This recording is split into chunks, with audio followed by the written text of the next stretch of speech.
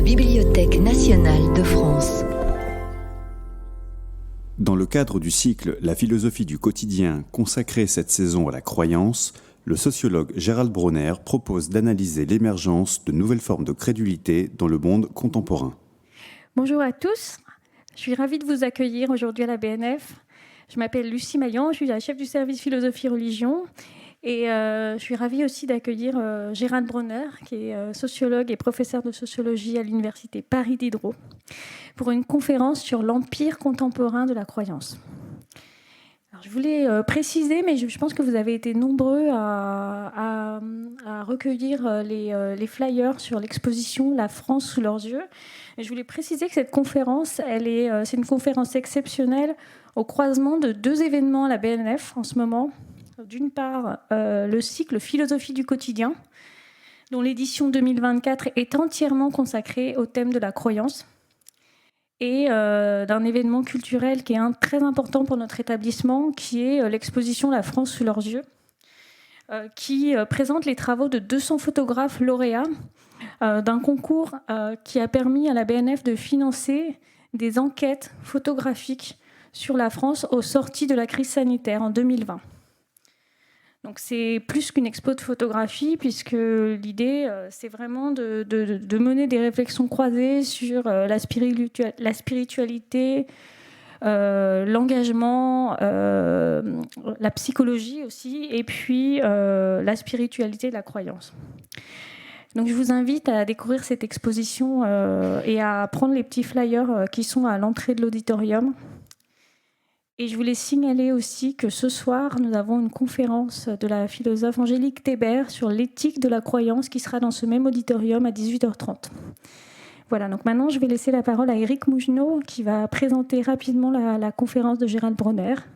Et je vous remercie tous d'être là. Merci. On va bien mâcher le travail. Est-ce que vous m'entendez ? Les micros fonctionnent ? Parce que je ne vois pas de lumière. Donc aujourd'hui, le cycle consacré à la croyance va mettre ses pas dans ceux de la sociologie et en particulier dans ceux de Gérald Bronner.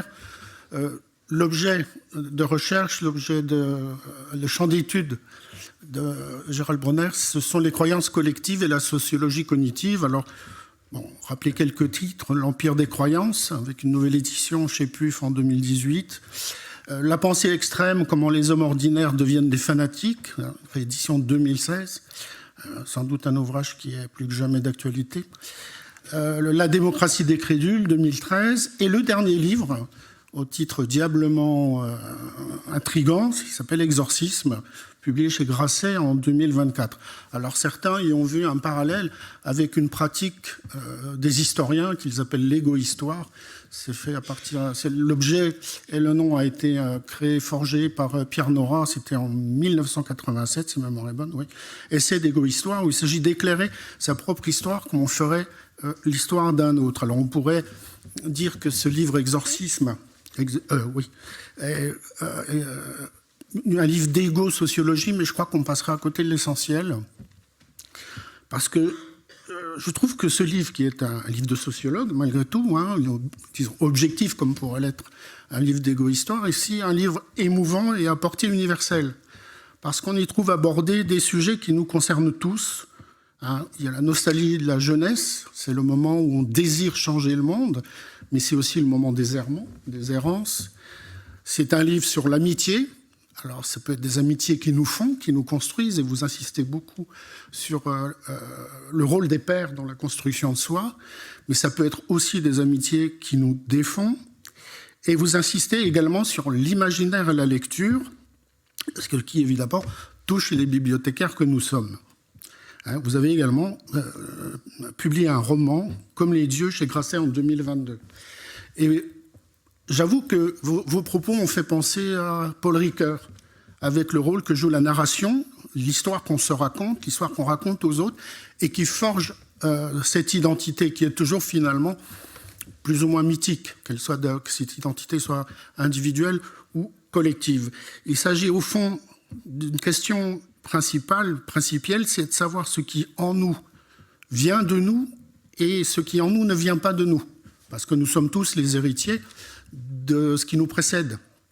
Alors la question est de savoir, c'est que faisons-nous de ce qui en nous n'est pas de nous, et c'est évidemment par l'imaginaire, par le langage, par la relation à autrui qu'on arrive à se forger une origine. Et d'ailleurs, vous avez forgé une identité, pardon.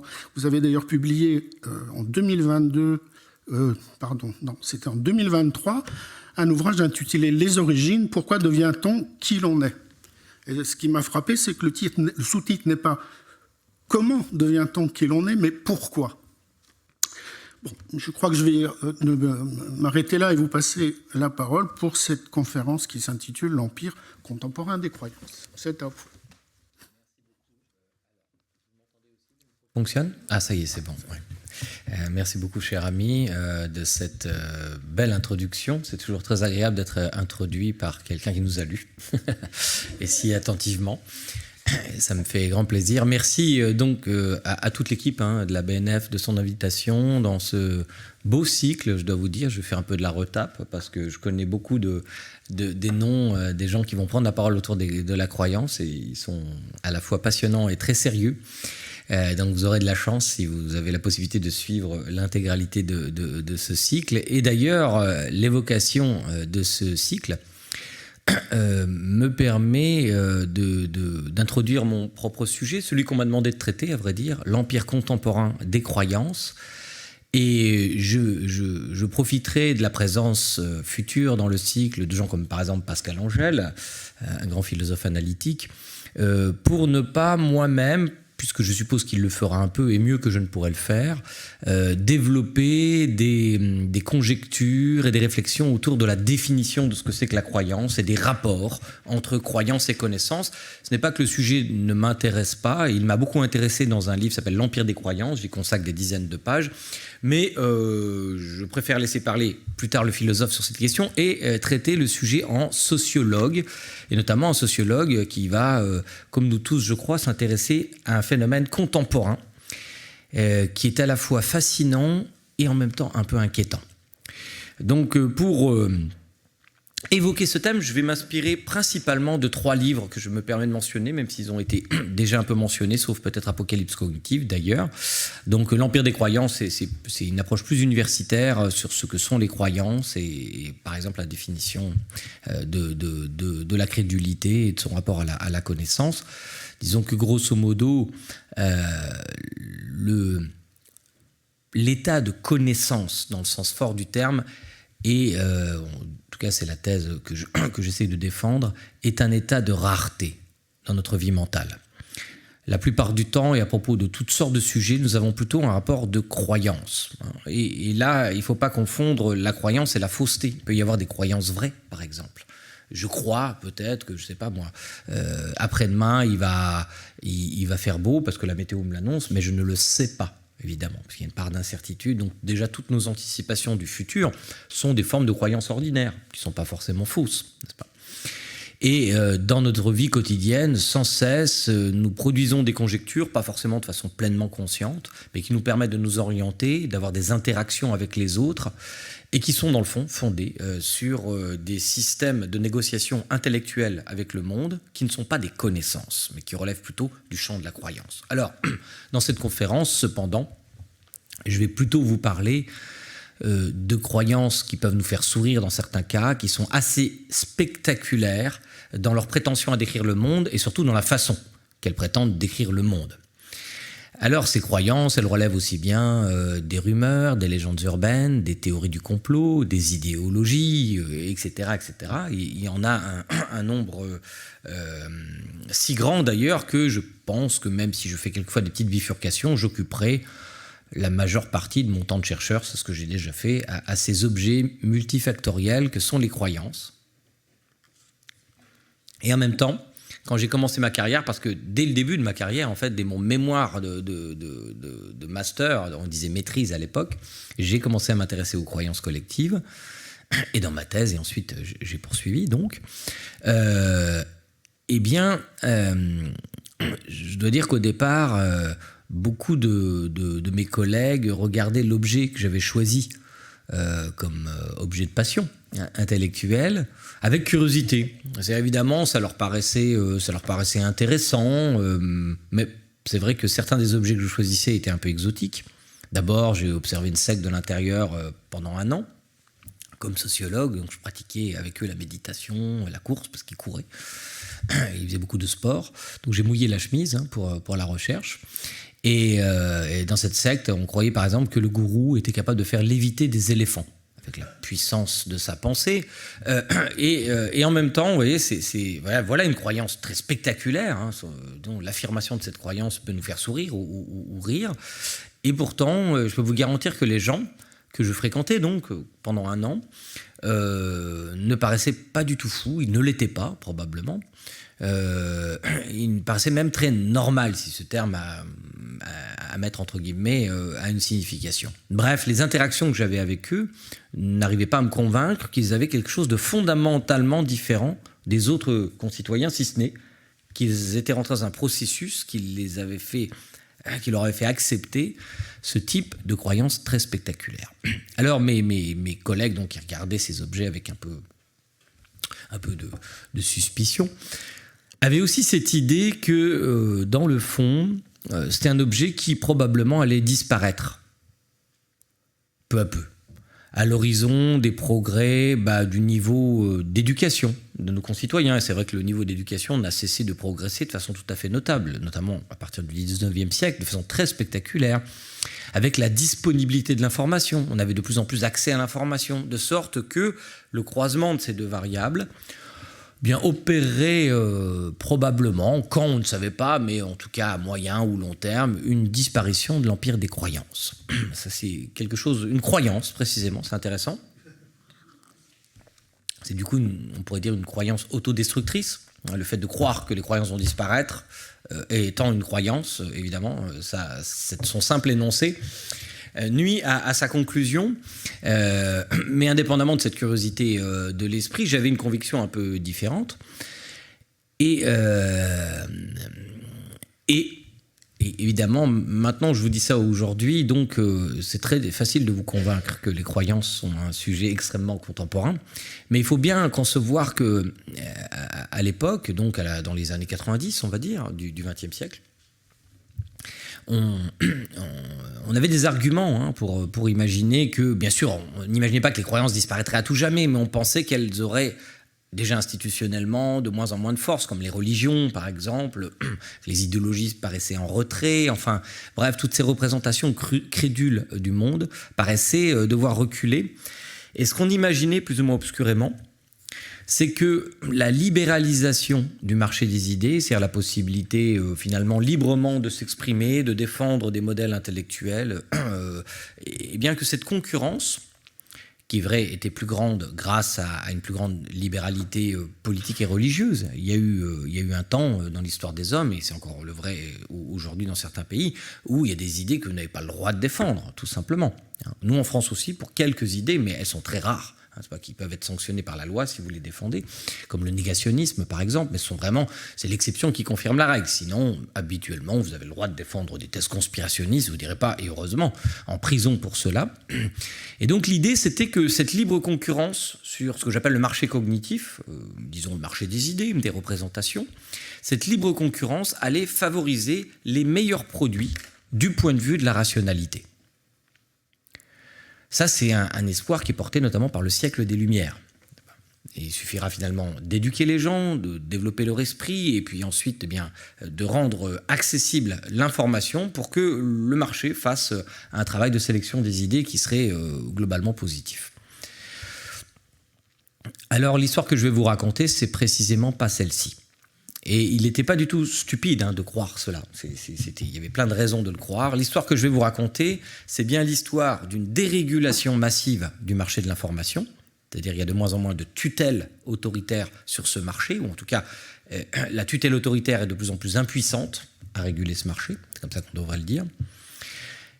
Et pourtant, les produits qui, en tout cas, dans l'état actuel de notre observation, je ne vois pas dans l'avenir, je ne sais pas ce qui va en être dans 50 ans, mais dans l'état actuel, les produits qui s'imposent sont bien en effet les plus robustes. Il y a une forme de sélection darwinienne des idées sur ce marché. les plus robustes, mais non pas du point de vue de la norme de la rationalité, mais comme on va le voir, du point de vue de la satisfaction intellectuelle qu'ils procurent. Et c'est pas du tout la même chose, en réalité. Alors, pour comprendre ce qui est en train de nous arriver, il faut remonter, d'une certaine façon, au temps d'avant, au monde d'avant. Avant cette dérégulation du marché de l'information, qui va être évidemment, dont l'outil, le bras armé le plus évident est l'apparition des mondes numériques et d'Internet. Grosso modo, je vais expliquer pourquoi. Ça consiste globalement en une dérégulation du marché de l'information. Mais avant cela, on s'intéressait quand même aux croyances de toutes sortes, en particulier parce qu'on avait vu, c'était pas la première fois, mais on l'a particulièrement constaté lors de la Deuxième Guerre mondiale, que la rumeur, l'intoxication du camp ennemi pouvait être une arme de guerre absolument redoutable, dont on a beaucoup usé. Et simplement, il n'y avait pas encore de science véritablement de cela. Et donc, à la sortie de la Deuxième Guerre mondiale, l'armée américaine a financé des travaux pour en savoir plus, par exemple, sur ces propositions intellectuelles qui passaient en quelque sorte sur le marché clandestin des idées. C'est-à-dire qu'ils ne pouvaient pas être défendus dans les journaux, à la radio, à la télévision de façon officielle. Parce qu'à ce moment-là, le marché public de l'information, il était régulé. Il était régulé, par exemple, par le pouvoir politique. Pendant longtemps, en France, il n'y avait que des chaînes publiques qui étaient étatiques. Il y avait l'ORTF, et même, à la limite, l'éditorialisation du journal de 20 heures était un peu dictée par le ministère de la Communication. Et donc, évidemment, le marché de l'information était un peu sous tutelle étatique. Bon. Ensuite sont apparues, vous avez bien vu, des chaînes privées, etc. Une plus grande concurrence et donc une plus grande offre sur ce marché. Donc la pression concurrentielle sur ce marché, elle a beaucoup augmenté. Mais donc pendant longtemps, ceux qui avaient la possibilité d'émettre un point de vue dans l'espace public étaient ceux qu'on appelait en théorie de la communication les gatekeepers, c'est-à-dire les gardiens du seuil. Qui étaient-ils ? Les journalistes, par exemple, les universitaires comme moi, les hommes politiques, les patrons de syndicats, d'associations, enfin toutes sortes de personnes, il y en avait beaucoup, mais pas tout le monde. Il y avait des gens qui étaient considérés comme légitimes à prendre la parole dans l'espace public. Mais est-ce que les autres ne disaient jamais rien ? Bien sûr que si. Les autres, nous tous, nous parlions dans les bars, dans les repas de famille, dans les cours d'école, autour de la machine à café dans une entreprise, que sais-je. Et on peut dire que ce marché cognitif existait, mais il ne perçait que très rarement dans l'espace public à proprement parler. C'est pas, par exemple, une rumeur concernant un maire. Quand vous étudiez les légendes urbaines, il y a les travaux de Jean-Bruno Renard, par exemple, ou Véronique Campion-Vincent. On y apprend, en lisant ces travaux sur les rumeurs et les légendes urbaines, qu'il y a toujours plus ou moins eu des rumeurs de réseaux pédophiliques autour des maires des grandes villes, des notables, etc. etc. Donc ça, c'est des rumeurs qu'on retrouve partout.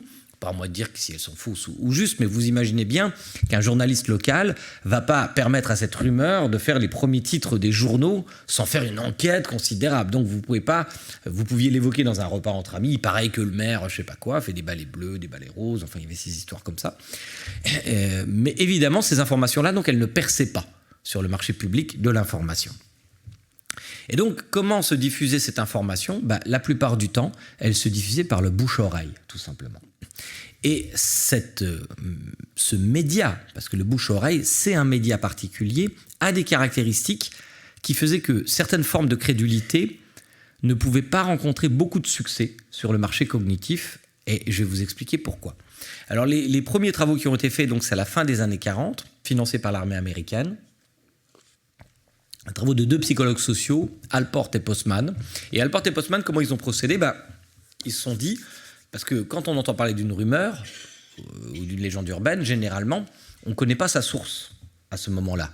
Si vous en entendez parler, c'est qu'elle est déjà constituée. Elle a déjà fait son chemin dans la société, parce que en tant que sociologue, vous êtes vous-même un acteur social. Vous entendez parler en tant qu'acteur social, et en tant que sociologue, vous dites « ce serait bien que je travaille là-dessus ».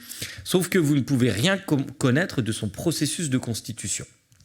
Alors ils ont essayé de simuler, d'un point de vue expérimental, le processus de diffusion de l'information par le bouche-oreille. Alors ce qu'ils ont fait, c'est qu'ils montraient des images complexes à un individu qui le décrivait à un deuxième individu qui n'avait pas vu l'image. Le deuxième le décrivait à un troisième qui n'avait pas vu l'image non plus, etc., etc. Bon, on a tous joué à ça un jour dans notre vie, et donc ce processus de bouche-oreille déjà indiquait que les images n'avaient plus grand-chose à voir avec la source d'origine au bout de 6 ou 7 intermédiaires.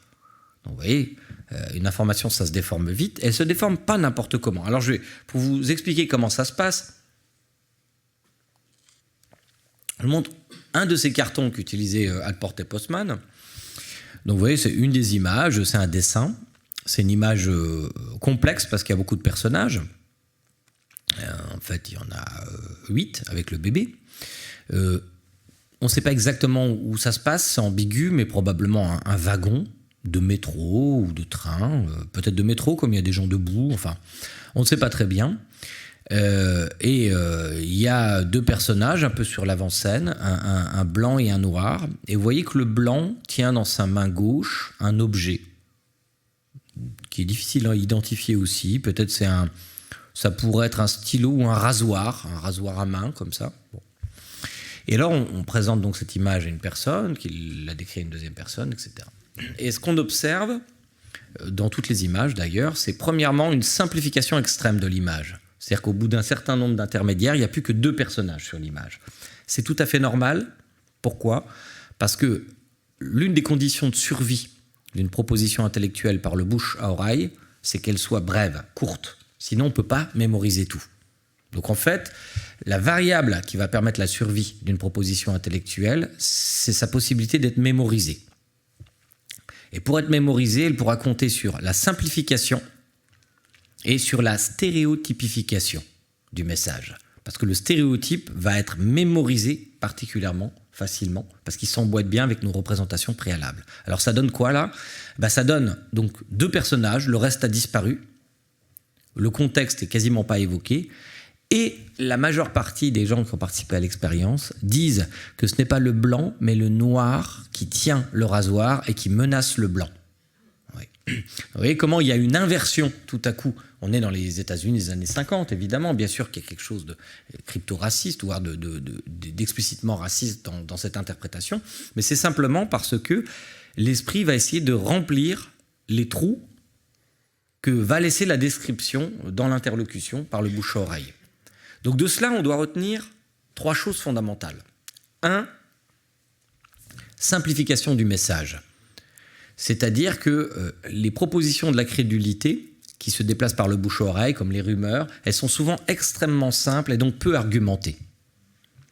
Souvenez-vous, par exemple, peut-être, si vous vous en souvenez, moi, quand j'étais enfant, on disait que la marque de cigarette, Marlboro, je ne sais pas si vous voyez le logo, était à coquiner avec le Ku Klux Klan.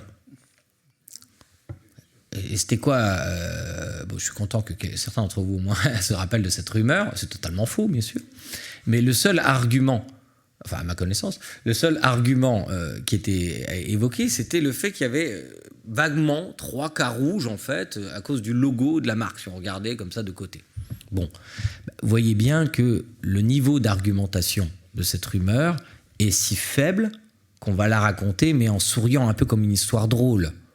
On ne va pas se monter en association, là, pour lutter contre le Ku Klux Klan et l'influence du Ku Klux Klan sur la marque de cigarette Marlboro.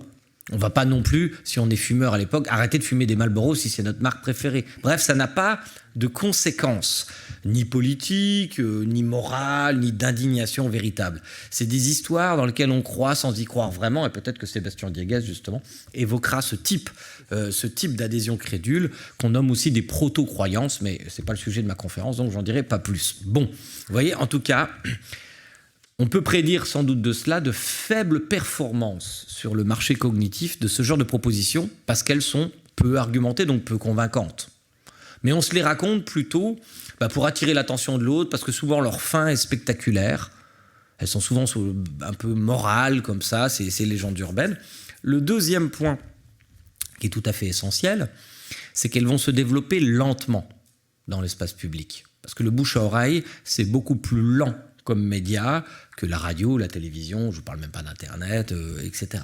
Ou même qu'un journal qui va pouvoir toucher, un journal imprimé 1 million d'exemplaires, il va toucher 1 million de personnes. Vous voyez, votre rumeur, elle va toucher une personne, puis une autre, etc. Puis en plus, elle va se déformer, encore une fois, votre histoire, selon des principes de stéréotype, de simplification.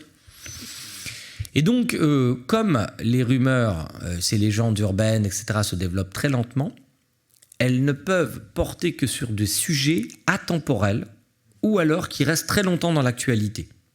Par exemple, des théories du complot, je suppose, je ne peux pas le prouver, qu'il y en a toujours eu autant, paradoxalement. Mais simplement, elles ne survivaient pas. Par exemple, s'il y avait tout à coup, je ne sais pas moi, le PDG d'une grande entreprise qui avait un accident d'hélicoptère, je prends cet exemple parce que c'est arrivé, le PDG de Total, par exemple, a eu un accident d'hélicoptère, et ça a donné lieu sur Internet à des théories du complot. Je suppose que si c'était arrivé 40 ans auparavant, avant Internet, les gens, entendant parler de cette information, certaines personnes dans les bistrots diraient peut-être « Ah, c'est bizarre quand même cette histoire, etc. » Voilà. Donc en fait, c'est le début d'une théorie du complot. À qui profite le crime? Tiens, c'est bizarre, peut-être on a voulu l'éliminer, puis c'était dans un pays étranger, etc. Bon, bref.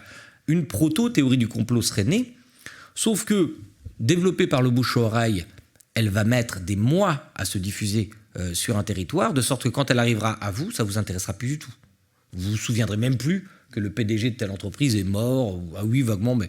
Parce que n'oubliez pas une chose, c'est qu'encore une fois, un produit cognitif pour survivre a besoin d'être mémorisé, mais il a besoin aussi de susciter l'intérêt. Parce que si vous ne trouvez pas l'histoire intéressante, vous ne la raconterez pas, et donc il meurt. Il disparaît de l'arborescence. Ce qui fait que, oui, il y a toujours eu des théories du complot, mais elles portaient toujours sur des faits historiques massifs qui continuaient à nous intéresser des dizaines d'années après qu'ils se soient produits. Pearl Harbor, par exemple, l'assassinat de Kennedy, est-ce qu'on a marché sur la Lune ou pas? Est-ce que Elvis Presley est vraiment mort?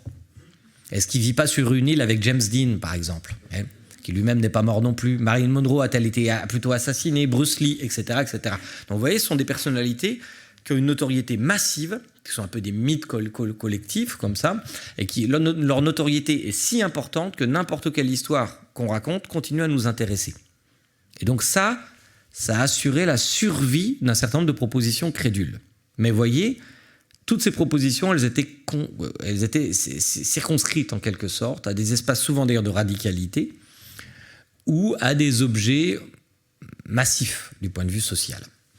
Or, les caractéristiques de ces produits, elles ont complètement changé. Et j'entame maintenant, après cette longue introduction, le vrai sujet de cette conférence, c'est-à-dire ce qui se passe sur le marché contemporain. Et vous allez voir les caractéristiques du marché cognitif contemporain, elles vont complètement bouleverser le caractère concurrentiel de ces propositions crédules. Elles vont lui assurer un succès qui est paradoxal, puisque nous sommes aussi, c'est vrai, dans les sociétés où le niveau d'éducation est très fort, où la disponibilité de l'information est très forte. Et du coup, d'ailleurs, parce que je vais revenir sur la disponibilité de l'information, tout simplement, ça c'est un fait majeur de notre époque, jamais nous n'avons eu autant d'informations disponibles, mais de très très loin. C'est sans commune mesure avec ce qui s'est passé dans toute l'histoire de l'humanité. Au début des années 2000, on a produit plus d'informations que depuis l'invention de l'imprimerie par Gutenberg. En 2005, on a produit 150 exabits de données sur la Terre, ce qui était déjà considérable. En 2010, on en avait produit 8 fois plus. Donc il y a une accélération géométrique de la production de l'information. Et dans les 2 dernières années qui viennent de s'écouler, on a produit 90% de l'information disponible sur la Terre. Vous voyez ? Tout ce qu'on avait produit avant, c'est 10%.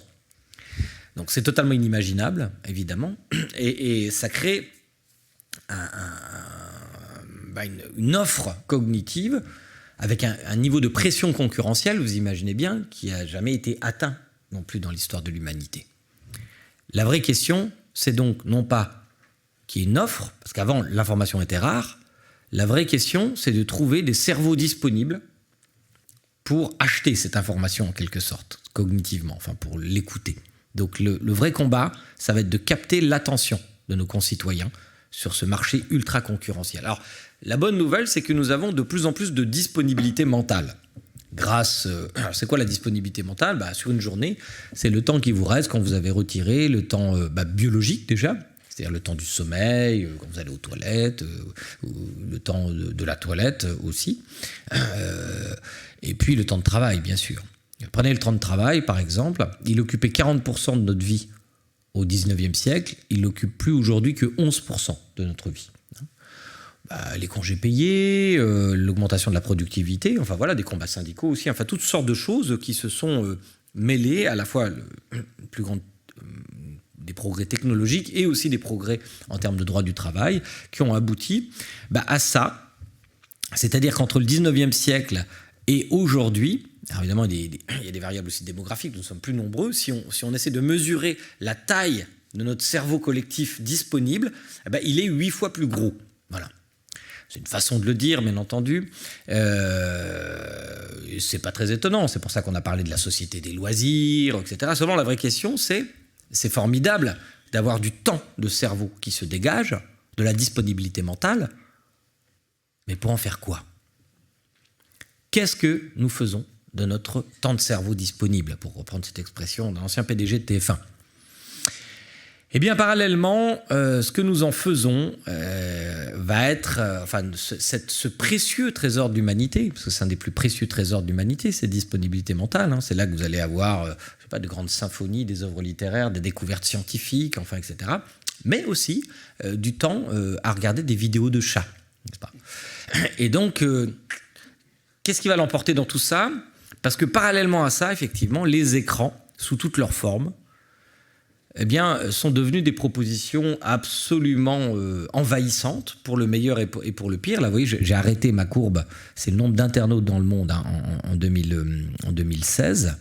Et vous voyez que la courbe est plutôt géométrique, ce qui est assez rare en fait dans les cas d'innovation technologique. La plupart du temps, les courbes sont en S, elles sont sigmoïdes. Mais bon, je ne rentre pas dans ce détail-là. On aura un temps d'échange, de toute façon, ensuite. Et par contre, ces internautes, c'est des gens qui, comme vous et moi, on est tous internautes, je suppose, on a tous un objet dans notre poche qui nous permet d'accéder à Internet, ou un ordinateur, une tablette, presque tous. Ça s'est développé de la même façon, d'ailleurs, pour les téléphones portables. C'est exactement la même courbe. Elle suit juste avec quelques années de retard, mais elle a exactement cette forme. Donc, c'est des innovations technologiques qui envahissent massivement l'espace social. Bon. Et alors, ça a un premier intérêt par rapport à notre sujet, c'est que, contrairement à avant, vous vous rappelez, les gatekeepers, c'est les gens qui avaient le droit de publier une information, quelle qu'elle soit, sur les marchés publics, ça a complètement volé en éclats. Nous sommes tous des gatekeepers aujourd'hui. Nous avons tous la possibilité de verser notre point de vue sur le monde dans l'espace public ou semi-public, par exemple des réseaux sociaux, des commentaires sur un article de presse, sur un blog, c'est plus très à la mode, mais ça l'était. Il y a plein de formes d'expression, sur une chaîne YouTube, que sais-je, mais au moins sur les réseaux sociaux, ça c'est évident. Il y a autant d'éditorialistes en France que de comptes Facebook, Twitter, etc.,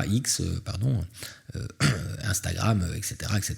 Et c'est pas forcément mal, d'ailleurs, c'est plutôt bien dans l'idée qu'on puisse tous donner notre point de vue. Je vois pas pourquoi certains auraient le droit, d'autres pas. Et d'ailleurs, ça se voit à cette image qui est assez connue, mais que j'aime beaucoup. C'est la même salle entre 2005 et 2013. Il s'est passé un petit quelque chose, vous voyez, qui est proprement révolutionnaire. Bon. Alors, évidemment, nous croulons donc, c'est ça le problème, sous l'information. Il n'y a jamais eu autant d'informations disponibles. Et encore une fois, le problème n'est pas de trouver l'information, c'est plutôt de trouver l'information qui est bonne, qui va nous intéresser.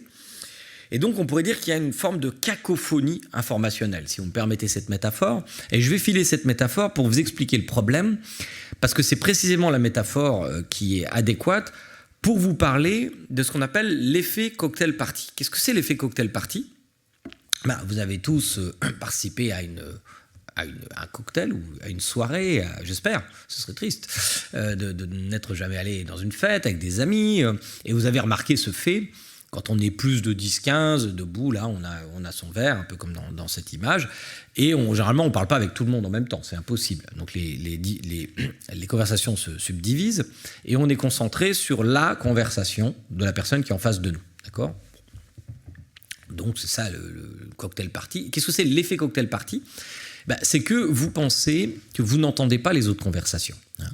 Ce qui est partiellement vrai, mais ce qui est tout à fait stupéfiant, c'est deux psychoacousticiens qui l'ont montré, c'est que certains mots prononcés quelque part dans la soirée ont cette capacité magique d'hameçonner votre attention malgré vous.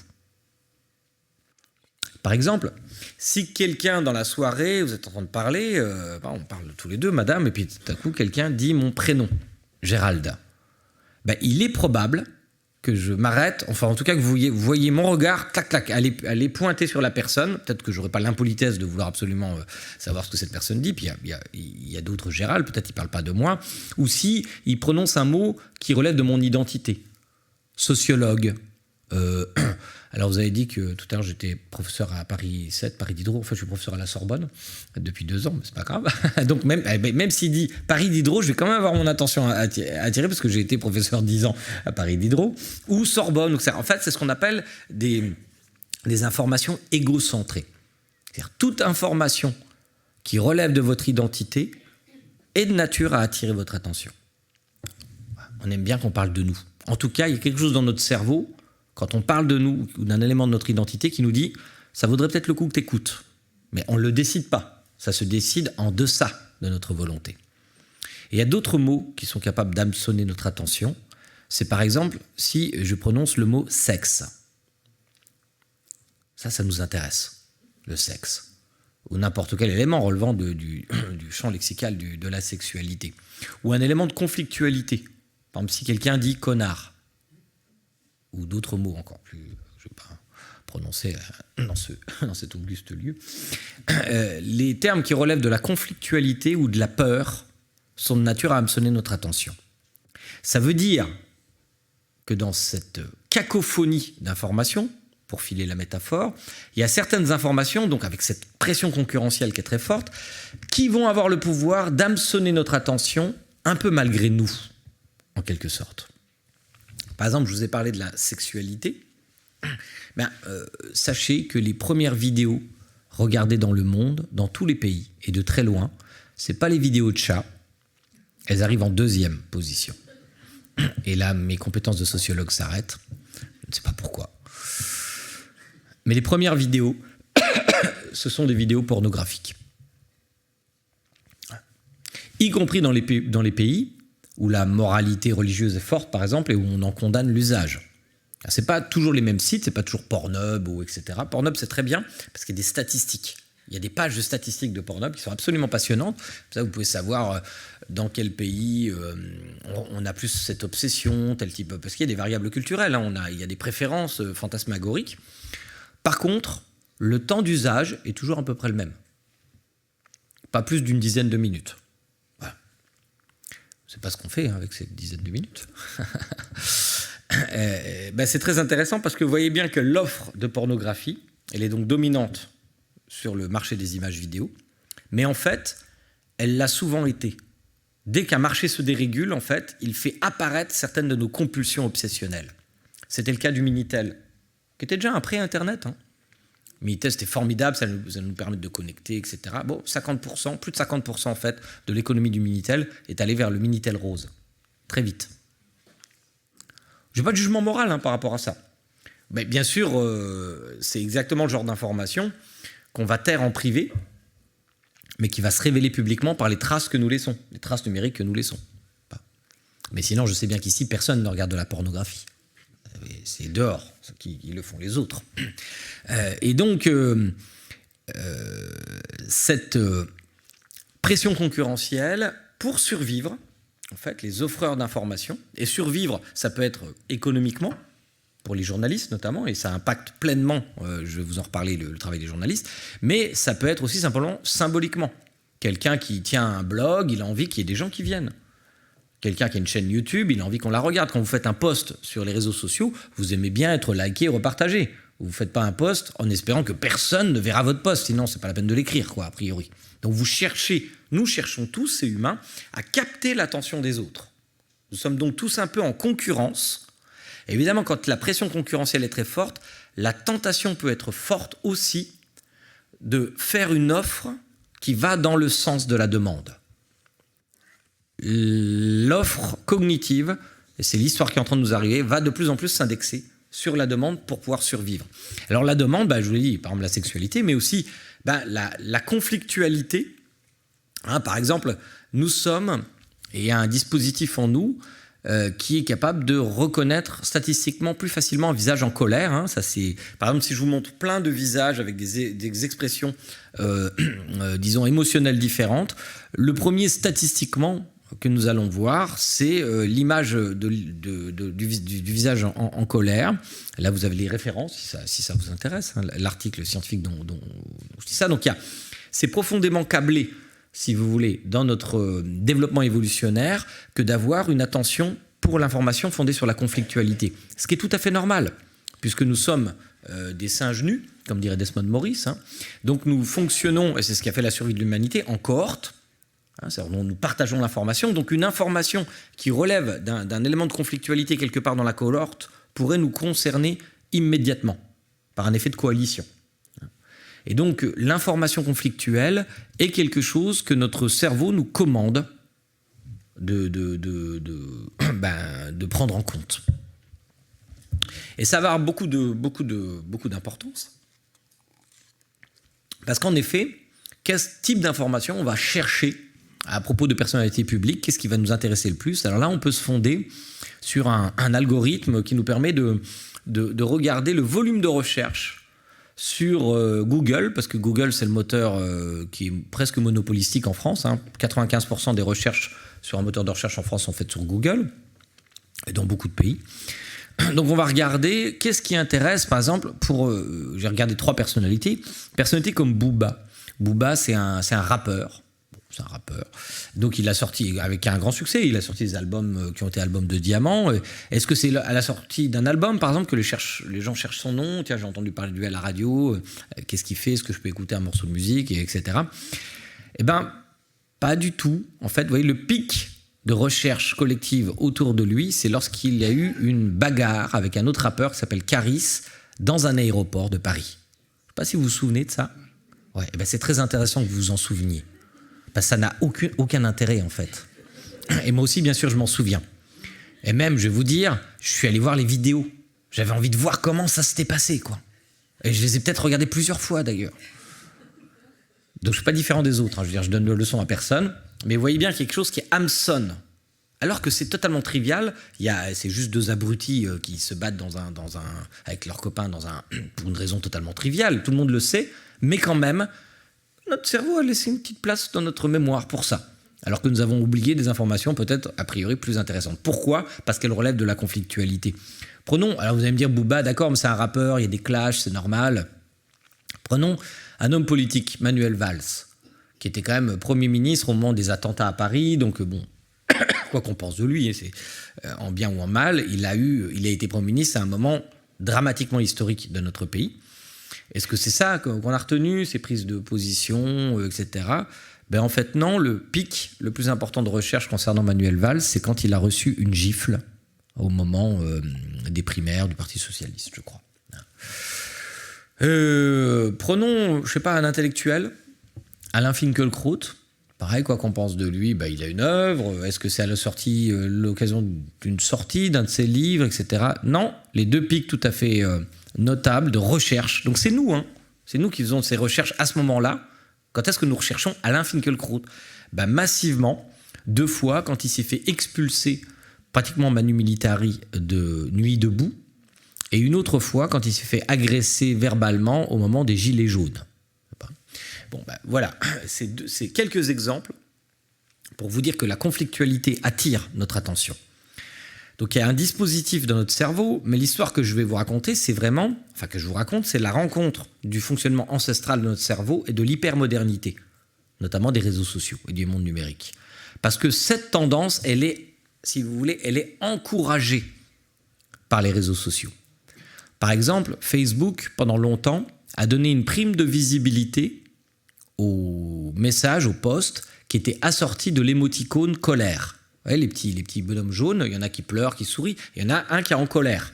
Et quand vous mettiez un émoticône colère, l'algorithme de Facebook vous rendait 5 fois plus visible. D'accord? Pourquoi? C'est pas parce qu'ils veulent nous rendre fous, n'est-ce pas? Ils veulent pas qu'on fasse la guerre de tous contre tous. Non, c'est pas la question. Le but de Facebook, c'est que vous restiez le plus longtemps possible chez Facebook. Ou sur YouTube, c'est la même chose. Pourquoi? Parce qu'ils vont convertir votre temps de cerveau disponible en capital économique par le truchement des publicités. Comme vous savez, si c'est gratuit, c'est que c'est vous le produit. dit le proverbe. Et c'est tout à fait exact, mais c'est pas grave, c'est un troc qui est librement consenti. En effet, Facebook, c'est gratuit, et donc vous passez du temps sur Facebook, et il y a des plages de publicité à droite, etc., vous voyez bien. Et bien, c'est comme ça que Facebook se rémunère, évidemment. Sauf qu'il essaye de vous saisir par les aspects les plus obscurs de votre cerveau, en quelque sorte, pour que vous restiez le plus longtemps possible. C'est ce qu'on appelle les dark patterns, les cadres noirs que vous ne voyez pas.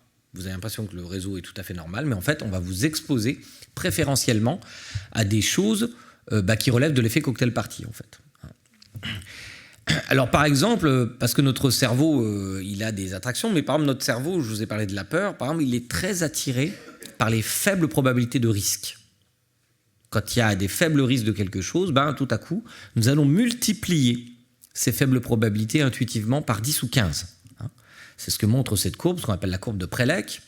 Donc vous voyez qu'en abscisse, vous avez les probabilités objectives, et en ordonnée, la représentation que sont faites de ces probabilités. Si on était totalement rationnel, ce serait la droite en pointillé, la droite affine, là, qui représenterait 0,1, on verrait 0,1, 10% de chance, on dirait 10%, 20% de chance, 20%. Mais en fait, plus on se rapproche de faibles probabilités, plus on a tendance à surévaluer les probabilités, avec un coefficient de 10 ou 15.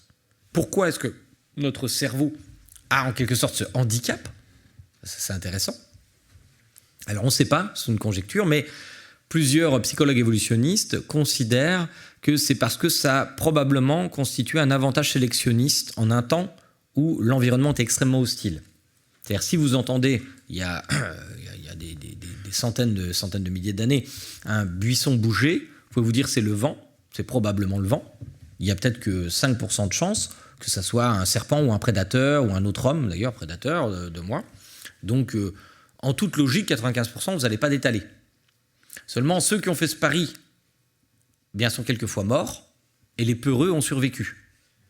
Ce qui fait que nous sommes plutôt les descendants, si vous voulez, des craintifs que des téméraires. Et il y a toutes sortes de dispositifs donc, dans notre cerveau qui est particulièrement intéressé à des questions de peur, etc., etc. Et ça ne se voyait pas si bien aussi longtemps qu'il n'y avait pas cette dérégulation massive du marché de l'information. Parce que du coup, les offreurs d'informations, y compris les journalistes, qui pour survivre, il ne faut pas l'oublier, ils ont perdu une grande partie de leur manne publicitaire à cause de Facebook et des réseaux sociaux. Il y a une énorme absorption. 70% de la manne publicitaire aux États-Unis est passée dans les mains de Google et Facebook. Donc évidemment, les journalistes disparaissent. Il y a de moins en moins de postes de journalistes qui sont prévus. Certains d'entre eux sont même remplacés par des intelligences artificielles. C'est déjà là, c'est notre présent. C'est maintenant. Et ou alors ils vont écrire une partie de ces articles, les IA, les larges modèles de langage, là, et ensuite, les journalistes vont peut-être corriger un peu à la marge, mais donc il va y en avoir de moins en moins. Et pour survivre, ils vont être obligés de faire des propositions qui vont dans le sens de nos attentes. C'est tellement vrai qu'il y a une étude publiée dans PLOS ONE qui a montré que sur les 40 dernières années, aux États-Unis, les journaux aussi bien démocrates que républicains, donc ça n'a rien à voir avec le sentiment politique, ont fait monter statistiquement dans la titraille, et ils ont analysé, je crois, plus de 400 000 titres, ils ont fait monter statistiquement toutes ce qu'on appelle les passions tristes. La colère, la peur, le dégoût, etc., etc. Autant d'éléments qui nous intéressent. Alors évidemment, tout cela ne relève pas forcément de la crédulité, mais voilà, la crédulité, elle profite aussi à plein de cette dérégulation du marché de l'information. Et on en a pris conscience. Alors moi, j'ai publié La démocratie des crédules en 2013. Grosso modo, la science mondiale s'est intéressée à cela. On le sait parce qu'on a une plateforme qui s'appelle le Web of Science, donc vous pouvez faire des recherches avec des mots-clés. Et donc les mots-clés relatifs aux fausses informations, ils commencent à émerger très fortement à partir de 2016. Voilà. En 2018, paraît dans la revue Science cet article « All Lies Spread », comment le mensonge se diffuse, et qui montre que sur Twitter, les fausses informations se diffusent 6 fois plus profondément que les vraies informations. Ce qui veut dire qu'il y a une asymétrie concurrentielle. Le faux, en fait, profite dans certaines circonstances de cette dérégulation du marché de l'information, et non pas, rappelez-vous, comme on l'espérait, comme on le croyait, le marché va faire bien les choses, il va mettre en avant les produits les plus robustes du point de vue de la rationalité. Non. Ce qui se produit, c'est que, en tout cas sur toute une série de sujets, le marché va produire des propositions robustes, mais du point de vue de la satisfaction intellectuelle que ça nous procure. du point de vue des caractéristiques de la demande. Mais il faut expliquer un certain nombre de choses. Ça ne se produit pas seulement comme ça, un peu par magie. Il y a des acteurs derrière ça. Des acteurs qui sont politisés, idéologisés, qui ont un intérêt. Et un des grands résultats des sciences sociales contemporaines sur ces questions, c'est l'apparition de ce qu'on appelle les super spreaders ou les super users, c'est-à-dire des individus qui vont s'exprimer beaucoup plus que les autres. On a parlé pour Internet, on disait tout à l'heure c'est une bonne nouvelle, chacun peut s'exprimer. Certains collègues, comme Dominique Cardon, ont parlé de démocratisation de la démocratie. C'est vrai, puisque chacun peut parler plus facilement, sauf que c'est une drôle de démocratie, parce que c'est une démocratie dans laquelle certains votent 1000 fois, tandis que d'autres ne votent jamais. Et les voici, les super spreaders. Songez en fait que 1% des comptes sur les réseaux sociaux produisent 33% de l'information disponible. Donc vous voyez cette asymétrie. Et qui sont-ils, ces super spreaders? Eh bien voilà le problème, c'est que, c'est assez logique, ces super diffuseurs sont aussi ceux sur le marché qui sont les plus motivés à diffuser leur information. Et les plus motivés, c'est généralement les plus radicaux. Radical, ça ne veut pas dire qu'on a tort, ce n'est pas forcément un marqueur de fausseté, mais ce n'est pas non plus un indicateur absolu de vérité. Et parmi ceux qui sont très motivés, par exemple, je pourrais vous en donner beaucoup d'exemples, mais je vais passer très vite. Par exemple, les anti-vaccins. Les vrais anti-vaccins militants représentent très peu de choses en fait. Il ne faut pas confondre la méfiance vaccinale avec la militance anti-vaccin. Par exemple, pour fonder une page Facebook anti-vaccin, il faut être assez motivé. Voilà cette étude américaine, vous avez les références, qui date de 2019, donc avant la Covid. C'est important, parce que la Covid a amplifié un certain nombre de choses. Là, vous avez en rouge les pages Facebook anti-vaccin, en bleu les pages Facebook pro-vaccin, sachant qu'en réalité, les anti-vaccins sont bien moins nombreux que les pro-vaccins, et pourtant, ils ont plus de pages Facebook. Ça, c'est la première information. Et la deuxième information, c'est qu'ils sont aussi beaucoup plus prosélytes. C'est-à-dire qu'ils vont aller chercher sur les pages vertes, qui sont des pages neutres, un certain nombre de personnes. Comme ils sont plus motivés, ils vont vendre ces produits. Donc, la crédulité, elle profite des règles du marché, mais elle a en plus de bonnes équipes de VRP pour se déplacer. Et nous, nous, on laisse faire. On laisse faire parce que, vous allez le comprendre, il y a beaucoup de coûts à prendre et il y a un investissement en temps qu'on n'a pas envie de produire. Et comme le disait John Stuart Mill, le mal n'a besoin de rien d'autre pour s'imposer que de l'apathie des gens de bien et de raison. Voilà. Donc nous les laissons faire. Et en plus, l'information va de plus en plus vite. Je vous disais, le bouche-à-oreille ralentissait ses productions d'informations, mais aujourd'hui, regardez ça, c'est les théories du complot différentes qui ont émergé. Par exemple, au moment de l'assassinat de Kennedy ou des attentats du 11 septembre, il a fallu attendre 27 jours pour voir apparaître une théorie du complot. Aujourd'hui, par exemple, les attentats de Charlie Hebdo, c'est 0 jour, tout simplement. En général, au bout d'1 heure, à peine, il y a une apparition de théorie du complot. Et là, on observe par ailleurs un déluge d'arguments. C'est ce que j'ai appelé des millefeuilles argumentatifs. Les millefeuilles argumentatifs, et là, on n'est plus du tout donc dans les vieilles conditions, rappelez-vous, où comme ces produits se déplaçaient par le bouche-oreille, ils étaient faiblement argumentés, et donc assez peu convaincants. Au contraire, la numérisation de cette crédulité, elle permet à chacun de participer, en essayant de détecter des anomalies, en disant « tiens, c'est bizarre sur cette photo, regardez, etc. » Alors j'ai travaillé spécifiquement sur les attentats de Charlie Hebdo, où il y a eu beaucoup de théories du complot. Et vous voyez, le 7 janvier, il y a déjà 26 arguments en faveur de la théorie du complot. 4 jours après, il y a plus de 100 arguments en faveur de la théorie du complot. Ça implique une double chose. Ça implique tout simplement que, premièrement, il y a des gens qui disent tout ne peut pas être faux. En fait, chacun de ces arguments est faux, mais l'ensemble donne une impression de solidité, une forteresse comme ça, de crédulité qu'il est difficile de prendre d'assaut. Et le deuxième élément, c'est ce que je vous ai dit tout à l'heure, c'est que ça crée aussi une intimidation. Parce que pour aller discuter contre un conspirationniste, pour aller discuter contre un anti-vaccin, vous avez intérêt à être préparé. Parce que si vous n'êtes pas préparé, vous allez perdre la face. Vous n'aurez pas d'arguments, en fait. Eux, ils en ont beaucoup. Il ne faut surtout pas les prendre pour des idiots, pour des imbéciles. La crédulité, ce n'est pas synonyme de bêtise. C'est synonyme, en fait, d'affaissement de la vigilance épistémique et qui fait qu'on va accepter des arguments qui sont vérolés, mais qui paraissent vrais. Et en plus, il va vous falloir beaucoup de temps pour défaire chacun de ces arguments. Et ça, c'est ce qu'on appelle la loi de Brandolini. La loi de Brandolini, c'est un informaticien. et qui établit que la quantité d'énergie nécessaire à réfuter les idioties est supérieure d'un ordre de grandeur à celle nécessaire pour les produire. Bref, il faut beaucoup moins de temps pour diffuser une ânerie que pour de la défaire. Et pour vous illustrer ça, il y a cet exemple que j'ai trouvé, qui n'est pas de moi, mais que je trouve assez amusant. Vous voyez, ça, c'est l'image d'un film de super-héros, Captain America. Je ne sais pas si vous connaissez, peu importe, qui a été tourné en 2011. Et j'ai entouré, là, sur l'image, deux choses.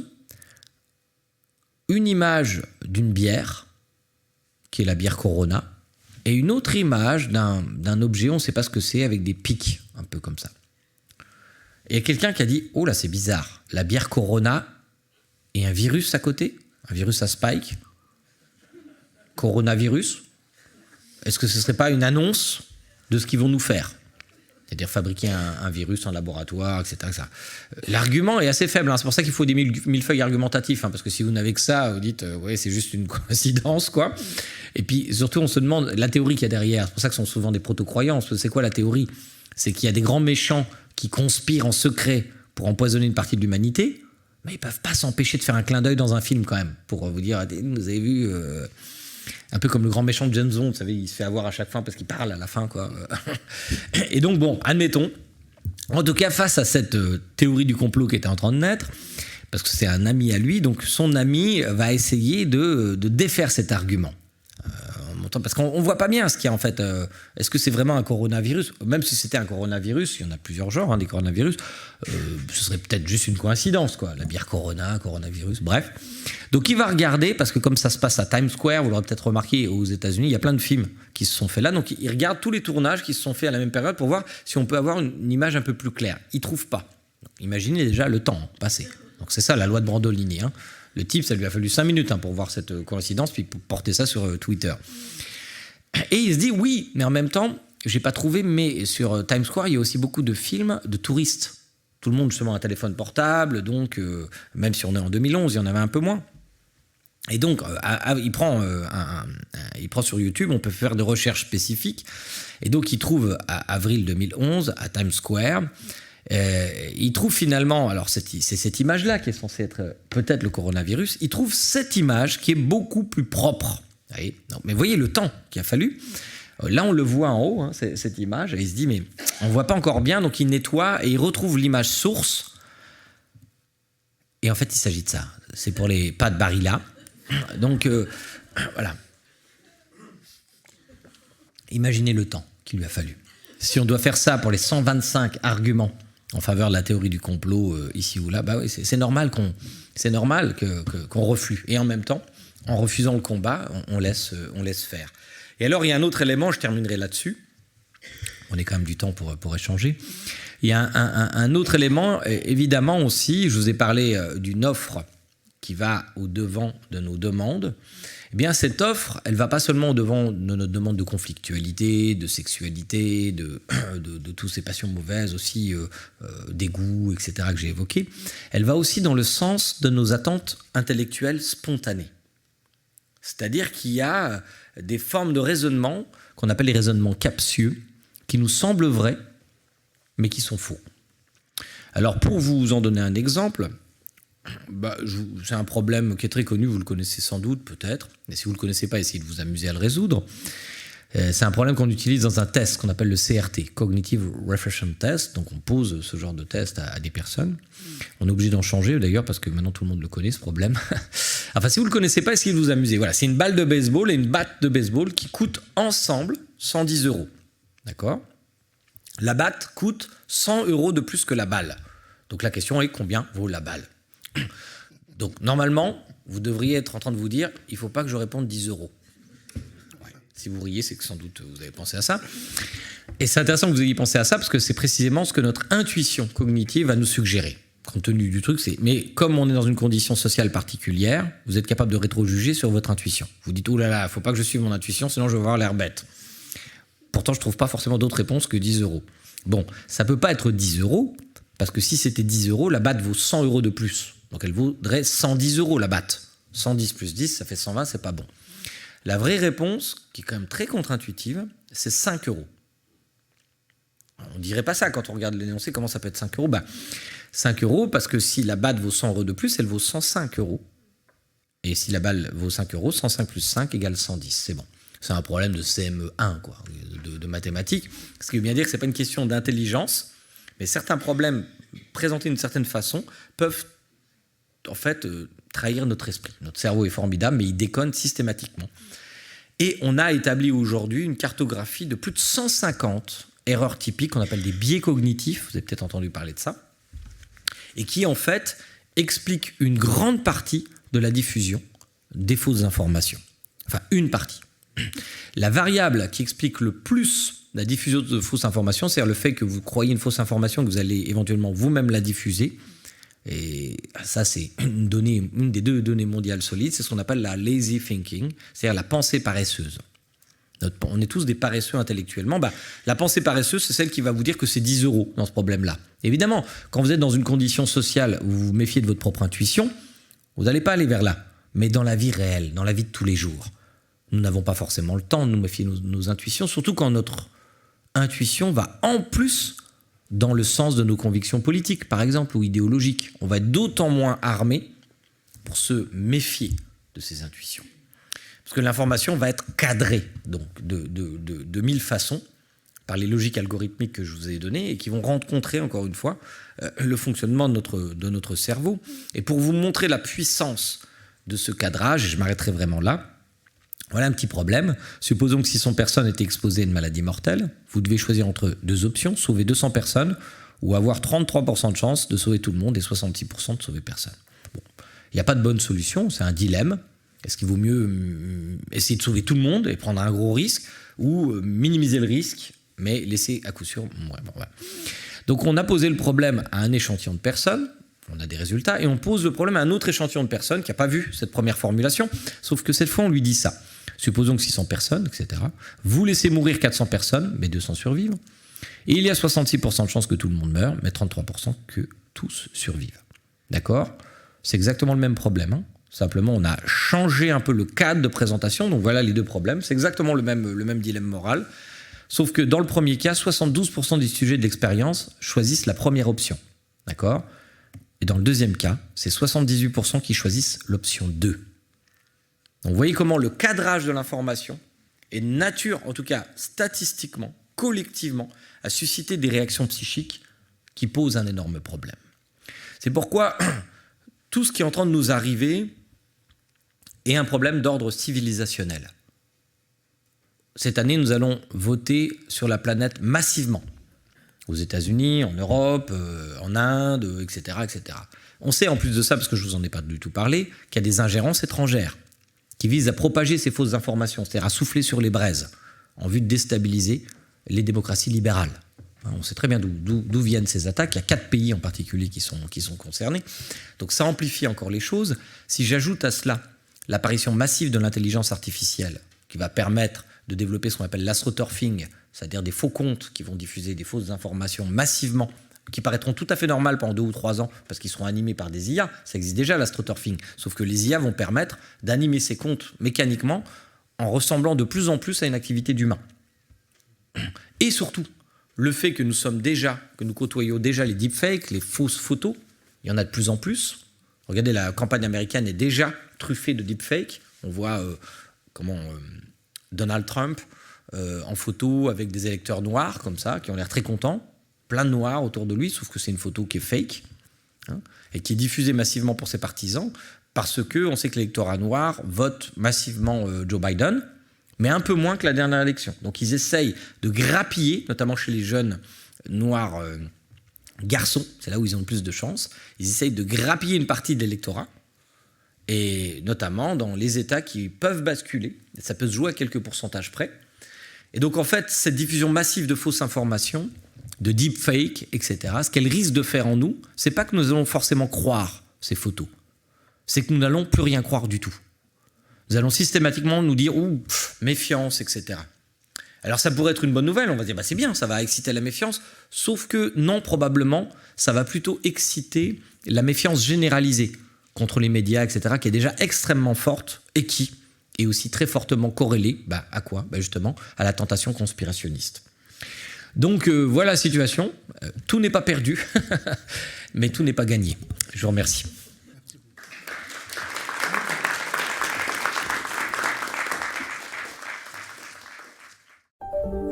Vous venez d'écouter un podcast de la Bibliothèque nationale de France. Retrouvez les conférences, rencontres et créations de la BNF sur toutes les plateformes de podcast ainsi que sur le site bnf.fr.